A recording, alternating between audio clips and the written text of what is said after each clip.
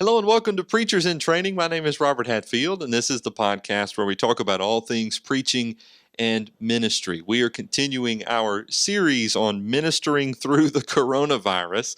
These are certainly some interesting times indeed. And today we want to talk about what are we preaching during these times? It's been several weeks now that we've been preaching into this situation, and what does that mean for our sermon plan, and where do we go from here in terms of the pulpit? And here to help us discuss that very thing is Brother Jeff Jenkins, joining us from the Lewisville, Texas area. Welcome, sir. We're glad you're here. Thank you, Robert. It is a pleasure to be with you today. And I would guess that when you were planning your podcast at the beginning of the year, you didn't plan to do a series on preaching through coronavirus, did you? I never even heard of the coronavirus until like March. Right. Yes, sir. Yeah, so we're adapting in every way, aren't we? Well, we've talked a lot on this podcast about sermon planning and pros and cons of that. I know some preachers plan in advance. Other preachers maybe will sort of go with sort of what they're feeling, and they'll maybe stop every few weeks or months or even at a quarter at a time and review to sort of see where they've been, and maybe that helps them to set their trajectory for what needs to come. Maybe as we begin today, I mean, which of those camps do you fall into? Are you a sermon planner, or do you follow any kind of plan for a year or any increment of time there at Lewisville? So, Robert, when we were in school at Freed Hardeman back in a long time ago, probably before you were born, took a class called Radio and TV Ministry or Preaching. It was taught by Dr. Billy Smith, a dear friend of many of us, and in that class, he talked about planning your preaching. And he suggested to us and gave us the idea of planning a year. He said, you need to get away from home, get away from the office, spend some time just focusing on planning. And so we started doing that in 1981, actually. And every year since 1981, we've had a planned preaching retreat, we call it. And through the years, we've had various men who've been a part of that, and we go out to a cabin somewhere and we pool ideas and kick around thoughts and do that. So we've been doing this for now almost 40 years, planning preaching, and my goal every year is early in the month of December to have a full schedule for the coming year. So I'm a part of that group that believes in planned preaching. Wow, yeah. I tend to sort of gravitate that way as well. I at least try and have it. Tell me, what kind of detail do you go into? I try and have a title and maybe a text. If I can get that much as I'm planning, then I feel pretty good. So what we do at Lewisville, we started nearly 17 years ago now, is preach through books of the Bible. We started out by preaching a New Testament book, and then the next year we would do an Old Testament book, and we do those on Sunday evening. A little more in-depth Bible study time, a little more detailed, a little more depth to it, because a lot of folks, really want to get into the Word on Sunday night. People who are really interested show up more. And so we did that. And usually a lot of the books will take a year to study. We are actually studying the book of Exodus right now. We have been before this all started. And we were in our second year on Exodus. And so that solves half of the issue right there. I know I'm going to be preaching, for instance, when I went in December, every Sunday night this year on the book of Exodus, and just went through and got a title and a section of the book that we'd be studying for that time. And then Sunday mornings, occasionally we'll do a book, but sometimes we do some topical type series. I tend to lean toward being a series preacher, so that helps make it a little bit easier. You get the series, and then you get the topics, and then you get the text. And so, much like you do, I do. But by the time I'm finished, I present to our elders a list of complete 52 weeks, topics, and text for the. Don't do much beyond that. Now, one thing we do is we start gathering material, putting it in files, in the computer and those kind of things. And I think one of the things about planned preaching is you have in the back of your mind always that I've got this series coming up. I do a series on the family every year. So I know when that's coming up. So I'm always looking for material and thinking about material. And I think that's a great help to the preacher as well. Yeah. That's why I love it, because it just helps me stay a little bit ahead, even if it's somewhat subconsciously. Yes. At least I feel better about it. Yes, I don't that's know if right. it's any better or not, but I feel better. So, how hard and fast? I guess we're sort of laying a sort of a fundamental foundation here, but how hard and fast is that sermon plan, and how do you adapt it when you need to under normal circumstances, not Sure. coronavirus?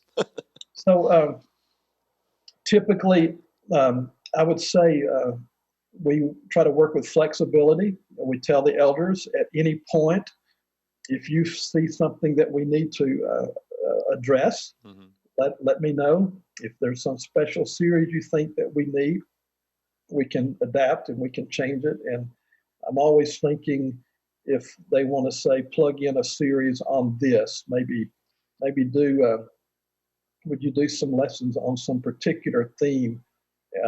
So I'll plug that in. The beauty of it is when I take something out, I've got that for next year to plug in Yeah. if I want to. So I would say I've never felt like I couldn't change if I need to.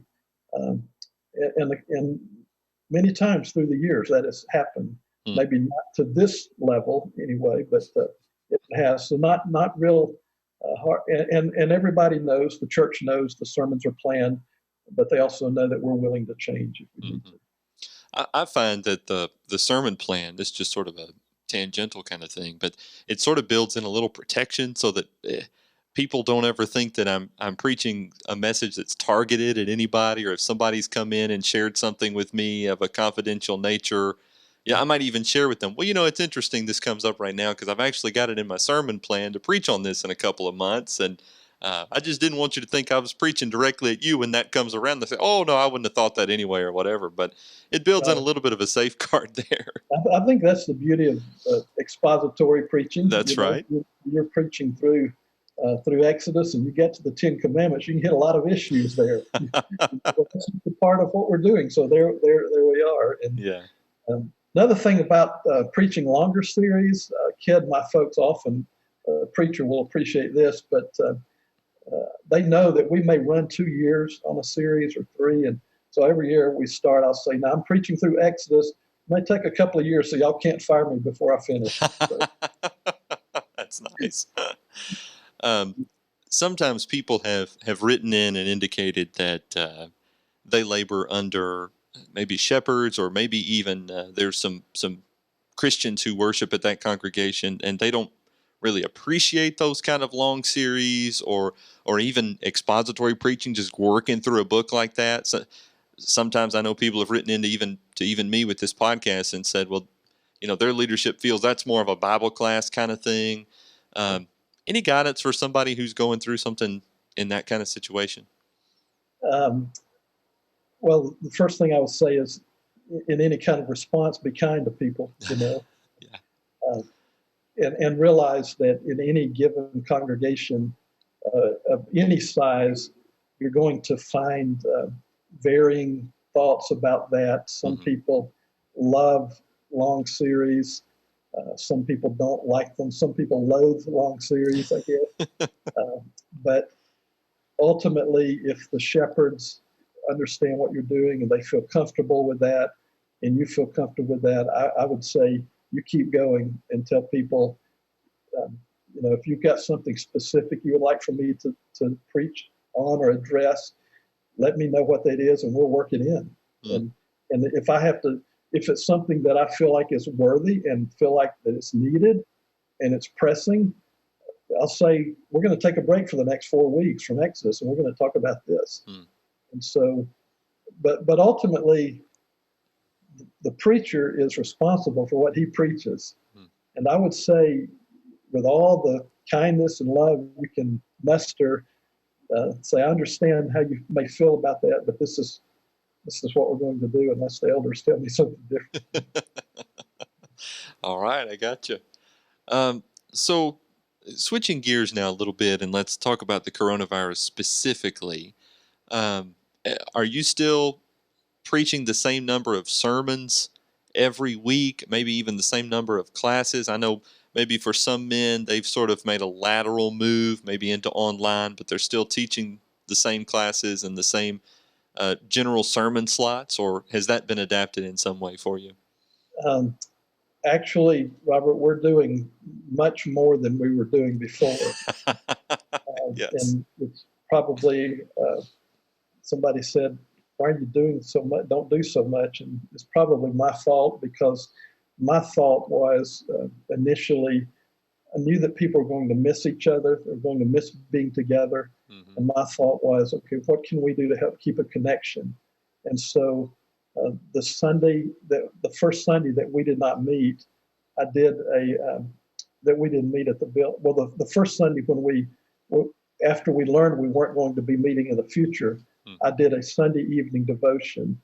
And somebody said, I hope you'll do a lot of that. And so I said, okay, I'm going to do it every day. And so every day at 4:30, do a Facebook Live devotion. We're calling it Bible study for our members. Started out, just did some things about hope and peace and comfort and those kind of things, and then said, all right, this may end up being longer than we want it to be. So we just picked the book of Colossians. Haven't studied Colossians as a church family during worship time. We have in some Bible classes, and we're working our way through Colossians. Today we're going to start in Colossians chapter 3, and I've done it every single day. So it's like another sermon every single day. And then 2 or 3 days a week I do a thing that we call Children's Bible Time, where we encourage families to get their children around. I just talk to the children about some Bible story. And then there's Sunday morning and Sunday night and Wednesday night. And then now and then, some gracious person calls and say, would you be on a podcast or something like that? So actually much more. And it's probably good. It's good for me. I like to stay busy. So it's been good. It's forced me to study. I've gotten a little deeper into Colossians than I have in the past. I thought I knew Colossians pretty well, but I've learned a lot more. So it's, and the reason Colossians is because, well, you're probably going to get to this question, so I won't try to get ahead of you there. Now I'm hoping that I get to the question. I have to make sure I'm filling in your blanks there. Had I known that you were that busy, maybe I would have said, "Oh, he's too busy to come on my podcast." So I guess I'm glad I was ignorant about that. Come on the podcast anytime. How much we appreciate what you do. Thank you. How much? I know the answer to this question already. How much online video work were you doing prior to the coronavirus? From on a personal level, yes, sir. No, we would do occasionally. Dale and I were doing some things like we called them help desks and webinar now and then on the Jenkins Institute, but very, very little, comparatively speaking. So I thought I had heard you saying at some point during this that you had always sort of intended. Maybe I'm mixing you up with someone else. You had always intended to start something like this, maybe through the congregation there, but now you were sort of forced to do it. So for years, people said, "Why don't you do something online once a week?" And I just kept putting it off, and so I'm too busy for it. I don't have time. It was a lousy excuse, but then I felt like I was forced to do it, and I'm still not sure it's my kind of thing, but it's what we feel like needs to be done at this time. Well, and I guess that's what a lot of us are doing these days, isn't it? I mean, we're not sure this is my kind of thing, but I think this is what I need to do, so I'm just going to proceed and do it. Which is pretty good metaphor for the life of a preacher, right? I do a lot of what I'm not real sure about. We all struggle with that identity crisis in a way, don't we? Yeah. I did have one of my good friends tell me recently. He said, "You got a face for radio." So that's nice. That's always comforting to hear, isn't it? That's when you start a podcast. There you go. So, in your sermon slots, I mean, now you're preaching every day, but for Sunday morning, Sunday night, that plan that you had, are you still following that plan, or how have you adapted it in light of the present distress? So I thought early on I might try to take that plan and try to kind of adopt it. And I have several good friends that I've talked to. So what are y'all going to do with your plan? And a couple of them said, I'm just going to keep going through, preach, exactly what I was going to preach. Others said, I'm going to scrap the whole thing. And so what I did was I went back and looked at the list that I had coming up and thought, okay, well, does this meet the needs of people? And oddly enough, found that a lot of the stuff that had been planned would work pretty well. And so we did that early on, and then we got involved in the study of Colossians. And I thought, okay, this is a book. This is a book about Jesus, and what people need to hear. And as you probably know, we are seeing multiple times the number of people watching the sermons and listening to the Bible studies than we would ever get in our church buildings on Sunday morning.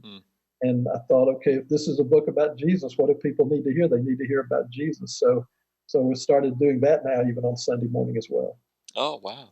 So Colossians is just sort of the sermon theme these days. Colossians is the theme even on Sunday morning and Sunday night. Okay. Time being, we'll see how it goes. Great. All right. So you sort of gravitated there because of the comfort there, and maybe the opportunities to preach the gospel from there in such a clear way, and you just forged that right into the sermon plan then.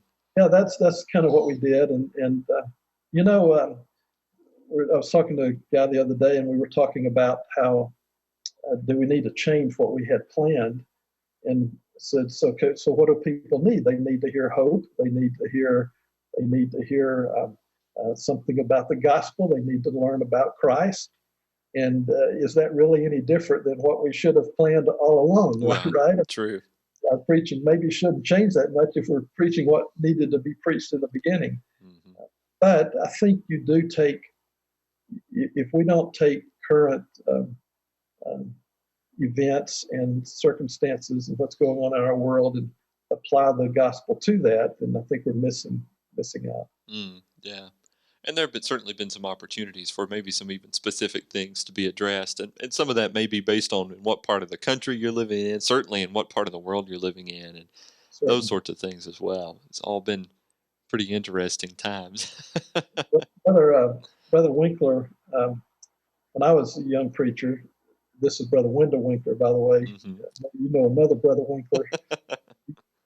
Pretty close to the same age, but his father was kind of one of my mentors, and we worked together for 10 years in Montgomery around Faulkner University. And he said that every preacher should read 2 newspapers every week. Of course, this was the day when we had print newspapers, but he said 2 newspapers, a local paper and a national paper, and know what's going on in the community. And he talked about how if there's a major event or a major crisis and we don't talk about that, we're going to appear to be out of touch with reality, and people will say, why should we listen? Because he doesn't even know what's going on in the world. And so if this crisis would have come up, and for instance, let's say I had planned a series of messages on the qualification and the work of elders. Well, to me, that would be not a very wise idea not to change that for a time like this. So I think being aware of what's going on is really important. Yeah, I think that's true. So you mentioned a minute ago that what people need to hear is about hope and about Christ and those sorts of themes. And we couple that with what you alluded to, too, that our streaming numbers are just doubling, if not tripling. They're just exponentially growing beyond what they might be if we were still meeting normally in live streaming from our church building or something like that. I'm thinking there's a lot of people from our communities that may even be sort of gravitating toward our streams, and maybe they're virtually visiting us to figure out what we're all about for the first time when they might not have made that in-person trip initially. What ideas do you have for guys who, maybe they're thinking, all right, listen, we're going into our second or third month of this kind of preaching. I feel like I've adapted a lot. I don't want to just say the same thing over and over. I guess you tell them to go start preaching through Colossians, but Well, my first recommendation would be to if you think this is going to last a little bit longer, to have in mind some particular series of messages that will um, that will connect with people's hearts and connect their lives where they are right now. It doesn't have to be a book in the Bible, but I mean, you know, it could be a book in the Bible, but it could just be a topical kind of study that you want to do on how to adapt when life hits you hard. I don't know, just anything, yeah. you know. And I think what you said is exactly right. There are people that will watch or view our Bible studies, our sermons, our times of worship that we may never get inside a church building. I had a lady today, we had a 97th birthday kind of drive by for one of our ladies in our congregation earlier. And one of her, one of the people who lived in the home where she lived, we were standing outside talking. And she said, I just have to tell you that I've got a friend that lives in Illinois where I grew up, and we were friends when we were kids, and we've kind of stayed in touch. And she's not a member of the church, and I've talked to her through the years, and she's never been open to that. But she said she saw that I had shared our worship time on my page, and so she started watching it and said she watches every single day now. Oh, wow. But she would have never come to the building. So I think I say that to say we don't have any idea, and in what appears to be a devastating time, and it certainly is for many. God can take those times and turn them into something for His glory and for the good of the kingdom. And so I think it behooves those of us who are preaching to not slack in our presentation or our study, but to even step it up a notch, because there are people who we have opportunity to reach that we might not ever have another opportunity like this. Yeah, we're not really sure what all seeds are actually even being sown, are we? Exactly. Or where those seeds are being sown. Um, uh, the call to action, the traditional invitation song, that aspect of our preaching is certainly not there. I mean, we're extending the invitation, certainly, and we do that through gospel preaching in a variety of ways. But in terms of seeing those responses or hearing from people who are now for us on the other side of that camera lens, uh, that's making it a little bit difficult. What are you doing? Or maybe I know that you and Dale and all the guys through the Jenkins Institute are certainly reaching out and hearing from other people. Uh, as we're adapting our sermons and we're trying to preach to these needs, we certainly want to invite people to respond to Jesus. Yeah. Uh, what suggestions do you have for that? So, Robert, I'm kind of, some people think I'm a dinosaur, I guess, but I was raised to offer God's invitation to people when I preach, and I don't know that I've ever preached a sermon where I have not done that.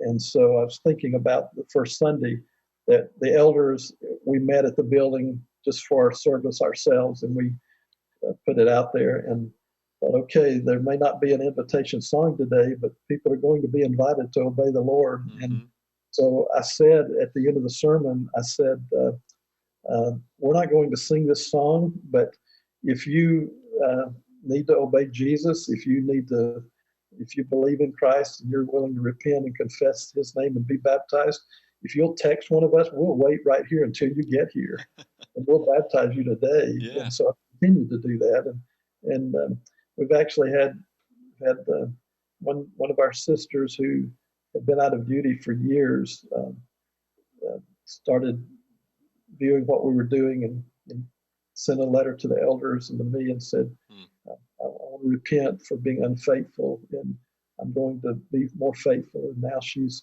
watching every day and she's sharing it with her friends. And so I think that to take a break in the action, so to speak, from offering people an opportunity to obey Christ or to make their lives right would be a major mistake right now.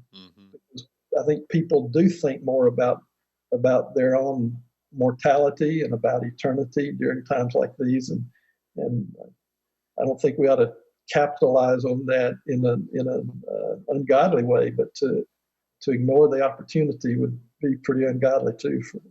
Yeah. Yeah, I agree. Every week I find myself giving out my cell phone number over the live stream, and I never would have thought I was going to give out my personal cell phone number on the internet, but Yeah, right. that's what we're doing here, so that's fine. Exactly. That's right. Yes, sir. Yeah, that's pretty good. Being adaptable is really important, and whether we're sort of stopping to reconsider our sermon plan, or what I did was I sort of stopped my sermon plan and said, okay, for April, here's what I'm going to do, and then at the end of April I'll reevaluate and see what May needs to be, and I've tried to do that.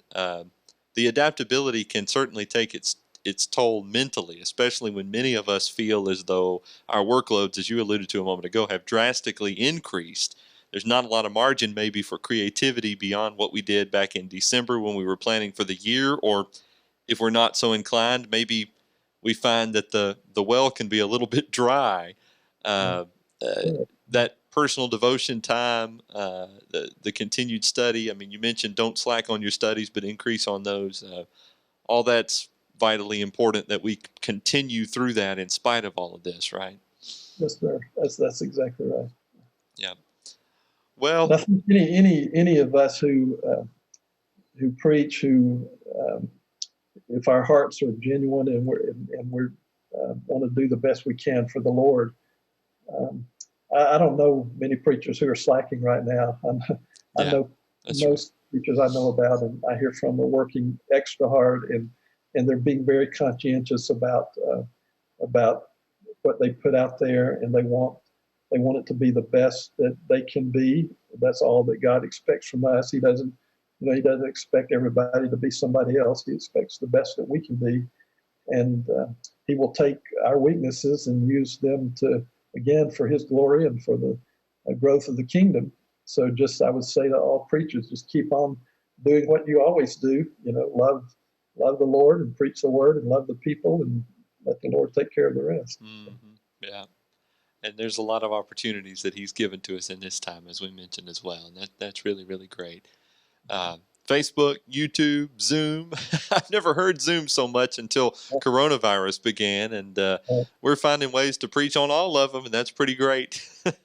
Yes. Well, we appreciate you very much and all that you guys do, not only at the Louisville congregation there in Texas, but also through the Jenkins Institute. And if you're a part of the Preachers in Training Facebook group, then you know that we often will share some of the webinars or the weekly surveys and the polls that y'all are doing, or the articles and so many other things that y'all are involved in. We appreciate all of that very much. The service to the church, but especially to us preachers.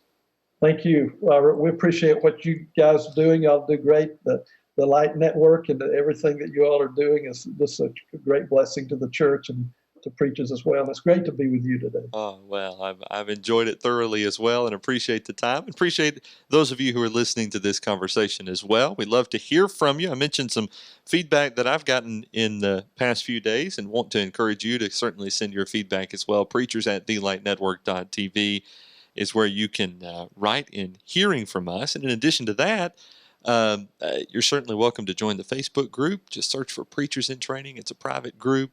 We do that to keep the conversation focused on what we need to focus on, but beyond that, we'd love for you to be a part of that as well. A brand new episode releases every Thursday from thelightnetwork.tv or wherever you get your podcasts, and you can find out more about the Jenkins Institute on their website, which will be linked in our show notes. Look for Preachers in Training Season 11, Episode 14.